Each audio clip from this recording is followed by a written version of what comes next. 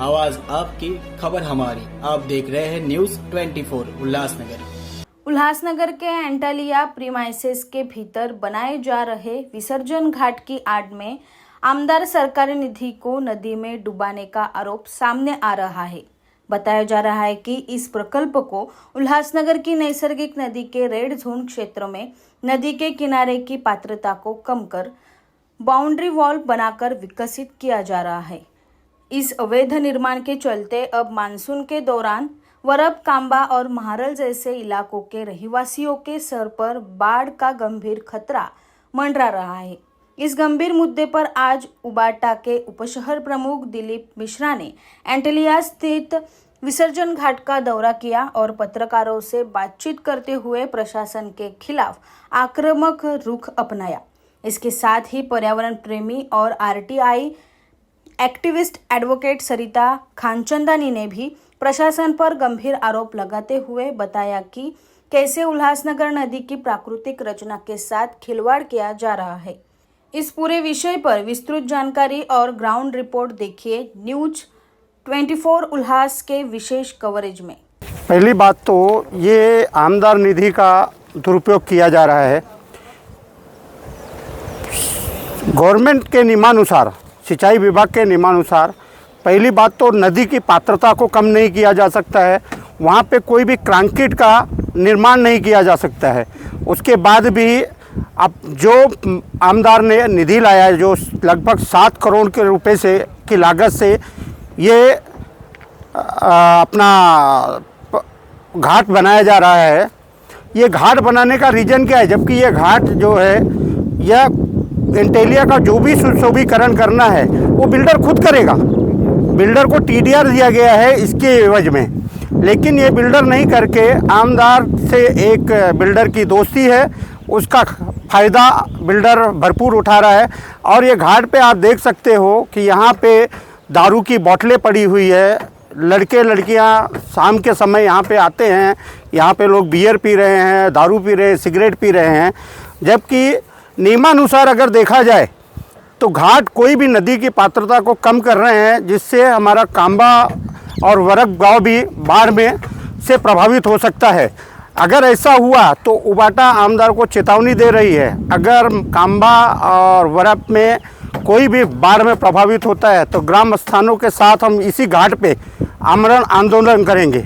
और जब पाटधर विभाग, सिंचाई विभाग ने यह काम रोकने की अनुमति आदेश महानगर पालिका को दिया है, उसके बाद भी आप देख सकते हो कि काम चालू है। और विधायक का कहना है कि इस घाट पे कोई अवैध काम नहीं किया है। अवैध काम नहीं किया है तो वैध किया है, तो सिंचाई विभाग को तोड़ने का क्यों आदेश देना पड़ा है? एक्चुअली नदी की पात्रता पे अगर कोई भी काम करना है तो इसके लिए एनवायरनमेंट, एमपीसीबी, सिंचाई विभाग और अन्य विभाग सहित महानगर पालिका की परमिशन लगती है। लेकिन पीडब्ल्यूडी का यह फंड सिर्फ एक बिल्डर, एंटालिया के बिल्डर को फ़ायदा पहुंचाने के लिए यहाँ पे घाट का निर्माण किया जा रहा है। आप क्या मांग करेंगे, इसमें क्या होना चाहिए? अगर इस घाट को का काम तुरंत महानगर पालिका ने बंद नहीं किया या इसका डिमोलेशन नहीं किया गया और आने वाले बरसात में अगर कांबा, वरब गांव या मारल बाढ़ से प्रभावित होता है तो इसी जगह पर हम आंदोलन करेंगे। सबसे पहले तो जो आमदार ये फंड, जो 7 करोड़ का फंड यहाँ यूज कर रहे हैं, वो फंड अगर चाहिए तो हमारे शहर से जुड़ा हुआ बोट क्लब है, हीरा घाट बोट क्लब। आज कल्याण में देखिए सिटी पार्क बन गया है, तो सिटी पार्क में हमारे उल्लासनगर के लोग उस पार्क को देखने जा रहे हैं। वहाँ पे केडीएमसी ने चार्जेबल लगाया हुआ है लोगों को घूमने और वहाँ पे देखने के लिए। तो इसी तरह ये आमदार जो ये फंड यहाँ पे यूज किए हैं, ये हीरा घाट के बोट क्लब पे अगर फंड यूज होता था तो हमारे शहर की रौनक भी बढ़ती थी और शहर का नाम भी होता था। लेकिन आमदार जी अपने बिल्डर को, अपने मित्र को फ़ायदा पहुँचाने के लिए घाट का सुशोभीकरण का काम शुरू करवाए हैं हुए। दिलीप भाई, आपकी क्या मांग रहेगी? जो विधायक जो के करोड़ों का फंड बर्बादी किया जा रहा है, इसको लेकर आपकी क्या मांग रहेगी? पहली बात तो जो विधायक ने ये करोड़ों का फंड आप देख रहे हो, यहाँ से लेके करीब 1 किलोमीटर तक जो निर्माण कर दिया है वो पैसा अब तो रिटर्न नहीं आने वाला है। ये पैसा समझो हमारा ये पानी में गया हुआ है। गवर्नमेंट का फंड जो 7 करोड़, लगभग 7 करोड़ का फंड ये उल्लास नदी में समाविष्ट हो गया है। आमदार को इस मामले की आमदार के ऊपर इंक्वायरी बिठानी चाहिए कि ये बिना परमिशन के, पाटदार विभाग, सिंचाई विभाग, एमपीसीबी के बगैर परमिशन के ये घाट का निर्माण क्यों शुरू किया गया। इस मामले में अगर आमदार दोषी हैं, और 99% आमदार दोषी है, उनके ऊपर गुनाह दाखिल होना चाहिए और उसके साथ ही उनका आमदार पद भी रद्द होना चाहिए। देखिए, मैं अभी यहाँ पर खड़ी हूँ। ये उल्लास नदी का वो तट है जो रीजेंसी एंटीलिया के यहाँ बना हुआ है।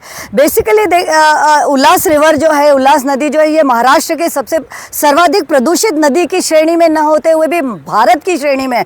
तो आप ये जो मेरे पीछे देख रहे हैं, ये बहुत ही प्राइम और फंडामेंटल ड्यूटी है सभी अथॉरिटीज़ की कि वो अपने नैसर्गिक जल स्रोत जो पानी की नदियाँ हैं उन्हें बचाएं। उल्लास नदी जो है, उल्लास नदी एकमात्र ऐसी नदी है जो पीने का पानी हमें देती है। लेकिन आप ये सब कुछ जो हो रहा है ना, एक ये पॉलिटिकल एम्बिशन है और शो ऑफ है और उसके पीछे छुपा हुआ पैसा है। आप अभी मैं जहां खड़ी हूं, जिस वक्त आप फोटो ले रहे हैं, ये रिवर बेड है। यानी यहाँ पे सिर्फ नदी का किनारा ही खाया हुआ नहीं है, नदी का अंदर जो नदी पात्र पर भी भरनी कर दी गई है। एक ये सपना देखा जा रहा है कि यहाँ पर गणेश घाट बना जाएगा, यानी गणेश विसर्जन। कल ही हाईकोर्ट का ऑर्डर आया कि पीओपी की गणपतियाँ यूँ तो बनना चालू हैं, लेकिन उनका विसर्जन नैसर्गिक स्रोत में नहीं हो सकता। तो आप ये देखिए कि उल्लास नदी को पूरी तरह ध्वस्त करके वहाँ पे गणेश घाट बनाया जा रहा है। वहाँ पर उसी के नदी पात्र में कंक्रीट भर दिया गया है। मेरे पीछे आप जो देख रहे हैं, ये एक बैरियर वॉल बना है। नदी निसर्ग है, नदी ओपन है, नदी को आप बांध नहीं सकते। लेकिन मेरे पीछे अगर आप देखें तो इतनी बड़ी ये एक बाउंड्री वॉल है, एक उन्होंने एक लाइन ऐसे बना दी है ताकि ये नदी को उन्होंने रोक लिया है। ये नदी को कभी कहीं कोई नहीं रोक सकता है। इसका पूरा असर आने वाले दिनों में फ्लड्स होंगे। ये जो जहां मैं खड़ी हूँ, ये फ्लड लाइन जोन में है। ये टेक्निकली अगर आप बात करें तो नदी को बचाने के लिए इरिगेशन डिपार्टमेंट जिम्मेदार होता है। मुझे दुख के साथ ये कहना पड़ता है कि 1.5 साल में मुझे 2 ऑर्डर्स इरिगेशन डिपार्टमेंट से मिले, लेकिन इरिगेशन डिपार्टमेंट ने अपना पल्ला झाड़ लिया और उन्होंने पूरा का पूरा ठीकरा महानगर पालिका पे डाला है। महानगर पालिका की अगर बात करते हैं तो वो प्लानिंग अथॉरिटी है और ये उनका हमेशा बहुत बड़ा जिम्मेदारी होता है कि वो किस तरह अपने नैसर्गिक स्रोत को बचा रहे हैं। लेकिन पूरी तरह जानबूझकर सोने का अगर कोई नाटक करे तो हम कुछ नहीं कर सकते। महानगर पालिका की तेज तर्रार महिला युवा IAS अधिकारी अगर कमिश्नर मैडम की इतने मीडिया कवरेजेस के बाद, इतने लेटर्स के बाद भी आंख नहीं खुल रही है, तो ये बहुत ही दयनीय सिचुएशन है। कलेक्टर साहब की अगर मैं बात करूं, SDO, कलेक्टर एंड तहसीलदार, ये वो रेवेन्यू ऑफिसर्स हैं जिनकी ये अगेन ड्यूटी बनती है कि वो किस तरह नदी को संभाले। कहने का मतलब मोटा मोटी कि मुझे पता है, मैं एक लीगल एक्टिविस्ट हूँ, कि किस चीज़ की कंप्लेंट कहाँ करनी है। मैंने कलेक्टर को की है, मैंने इरिगेशन डिपार्टमेंट को की है, मैंने ऑफकोर्स महानगर पालिका को की है। लेकिन दुख के साथ ये कहना पड़ता है कि आज मेरे 1.5 साल के मेहनत के बाद पूरा का पूरा सत्यानाश हो गया है, कंक्रीट हो गया। इसके और आगे हम अगर चलते हैं तो मैं आपको कैमरा से यहाँ दिखाऊंगी कि आज आपको ये जो हरियाली दिख रही है, ये हरियाली बहुत कम है, बहुत कम है। यहाँ पे हेरिटेज ट्रीज 50 से 100 साल के बीच के पेड़ थे। मेरे पास रोशन झा का एक फोटोज है जिसमें कुमार एलानी साहब खुद खड़े हुए उंगलियां दिखा रहे हैं, और जो पेड़ वहां पर थे उन पेड़ों को काट दिया। भैया, मैं ये पूछना चाहती हूँ, ऐसी इस ब्यूटिफिकेशन की जरूरत क्या है? ये नदी है, ये नदी हमें पानी दे रही है। आज इसका जो इसको फिल्टर करने की जो प्रक्रिया है उस पर ध्यान न देते हुए, इसके अंदर की जो सिल्ट है वो न निकालते हुए, इस तरह का जो भयंकर एक आई डोंट नो, मुझे शब्द नहीं मिल रहे हैं कि जिस तरह की भराव करके पूरे नदी पात्र को भर दिया गया और उसका सत्यानाश कर दिया गया। तो 50 से 100 साल तक के 100 से ज़्यादा पेड़ काट दिए गए। मैं ये पूछना चाहती हूँ अपनी महानगर पालिका से कि किसकी परमिशन से गए। अब ये भी मैं बहुत हमेशा डेटा के साथ बात करती हूँ। गूगल पिक्चर्स, सैटेलाइट पिक्चर्स ये बता रहे हैं कि कहीं पे इतनी सारी हरियाली है और कहीं पे पूरा का पूरा ग्रे और ब्राउन। तो अगर इस तरह चलता रहा, पेड़ अगर हमारे कट जाते हैं, तो ये पेड़ की जो जड़ें हैं ये मिट्टी को पकड़ के रखते हैं साइंटिफिकली, बायोलॉजिकली। जब अभी बारिश आएगा, ये पानी वहाँ से ऊपर जब चढ़ के जाएगा तो पूरा का पूरा ही सत्यानाश होगा, सिर्फ बाढ़ आएगी।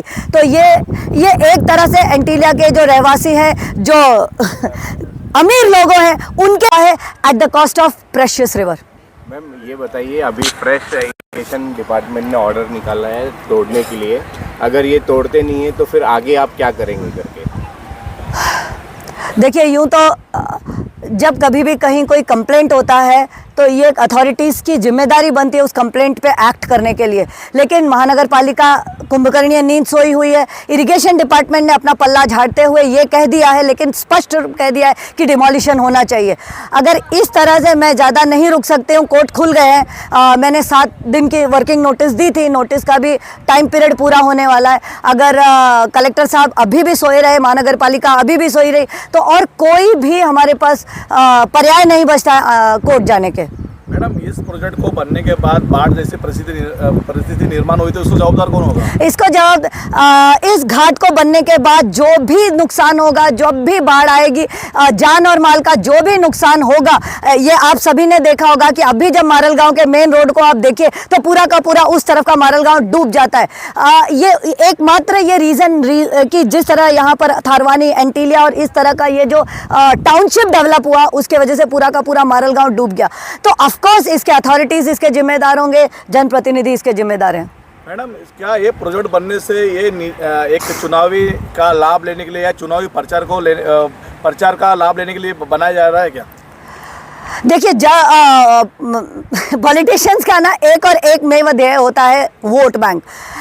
कहीं पे कैसा, कहीं पे कैसा, क्योंकि एंटीलिया जो है वो बहुत रिचेस्ट टाउनशिप बनी है, सभी यहीं पर हैं, तो उनके लिए एक ऐसे घूमने के लिए चाहिए था ना एक बहुत अच्छा सा उनको एक प्राइवेट, जैसे एक ये प्राइवेट नदी उनको दी गई, उसी तरह प्राइवेट घाट भी दिया जाना था। तो ऑफकोर्स ये वोट बैंक राजनीति है। मैडम, पेड़ काटे जा रहे हैं तो इसका पेड़ मतलब हरियाली बढ़ाई जा रही है क्या अपराध बढ़ाया जा रहा है? अभी मैंने 5 जून को ये देखा कि हमारे एमएलए साहब, उनके साथ बहुत सारे जन थे, उन्होंने ट्री प्लांटेशन किया, लेकिन यहाँ पर आप जब देखेंगे तो विदेशी पेड़ लगाए गए, यानी देसी पेड़ अपने जो काट कर विदेशी पेड़ लगाए गए। ये विदेशी पेड़ जो होते हैं ये कार्बन डाइऑक्साइड ज़्यादा देते हैं, ऑक्सीजन कम देते हैं। तो ये तो कोई मापदंड नहीं हुआ ना कि आप एक 100 साल का 80 साल का पेड़ काट देंगे और फिर एक छोटा सा पेड़ लगा के 2 फोटो निकाल देंगे। इसकी कोई तुलना ही नहीं हो सकती, ये सब दिखावा है। अगर पेड़ों से प्यार होता तो ये पेड़ पहले ही नहीं कटते। कुमार ने कहना है कि यह अवैध नहीं है, वैध है, तो फिर सिंचाई डिपार्टमेंट को तोड़ने का क्यों आदेश दिया गया है? अब एमएलए साहब क्या कह रहे हैं उसके ऊपर तो मैं टिक्का टिप्पणी नहीं कर सकती हूँ, लेकिन अगर जो भी एमएलए साहब कह रहे हैं तो उसका पेपर उन्हें दिखाना चाहिए, सार्वजनिक करना चाहिए। एक सिंपल एक फॉर्मूला होती है कि जब आप कोई भी काम करते हैं उसका वर्क ऑर्डर आपको डिस्प्ले करना है। मैं जहाँ तक मुझे पता चला है कि 3 से 4 डिपार्टमेंट का 3 सालों में परमिशन दिया गया है, तो यहाँ पर जब आई हूँ तो मुझे एक भी वर्क ऑर्डर नहीं दिखा है। और अगर उन्हें कोई भी परमिशन मिली है तो वो परमिशन मुझे क्यों नहीं मिलती है ताकि मैं उसे चैलेंज कर सकूँ। इसके लिए डीपीडीसी ने 7 करोड़ का निधि दिया गया है और शासन का एक नदी के ऊपर घाट विकसित करने का एक योजना है, उसके तहत ये बन रहा है। तो अगर ये कायदेशीर हुआ तो फिर आपकी आगे की स्टेप्स क्या होगी? देखिए, अगर ये कायदेशीर हुआ तब तो हम सॉरी बोल देंगे और हमें सॉरी बोलना चाहिए। अगर ये कायदेशीर होता तो 1.5 साल से ये सारे पेपर्स मेरे तक क्यों नहीं पहुंचते?